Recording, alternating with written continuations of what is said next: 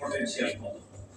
তখন তিনি দেখিয়েছিলেন যে সেকেন্ডারি সোর্স থেকে বাংলাদেশ ব্যাংক বা বিভিন্ন ব্যাংক অন্যান্য যে সমস্ত প্রকাশিত স্ট্যাটিস্টিক্স পাওয়া যায় তার দিক থেকে 2008 সালে তখন তিনি এস্টিমেট করেছেন এটা 25 থেকে 30,000 কোটি টাকা পার ইয়ার। তো 2022 সালে সেন্টার ফর জাকাত ম্যানেজমেন্ট তাকে রিকোয়েস্ট করলো যে আপনি এখন তো বাংলাদেশে অনেক মানুষ ধনী হয়ে গেছে, সুতরাং এখন নিশ্চয়ই জাকাতের পরিমাণ বেড়েছে। তিনি যে রিপোর্ট দাখিল করেছেন, যেটা আমরা এখন বই আকারে প্রকাশ করেছি, সেটা হলো 1 লক্ষ কোটি টাকা পার ইয়ার। এর মধ্যে জুয়েলারি এবং ক্যাশ টাকা পাবে, তারপরে এটা তাহলে আরো বেশি হবে।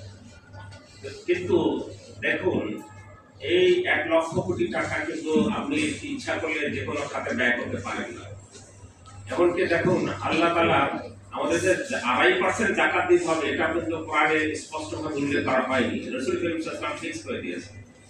কিন্তু জাকাত কোথায় কোথায় ব্যয় হবে 8 ক্যাটাগরি, এটা আল্লাহ তাআলা রাসূল সাল্লাল্লাহু আলাইহি ওয়াসাল্লামের উপর ছেড়ে দিয়ে নিজে নির্ধারণ করে দিয়েছেন।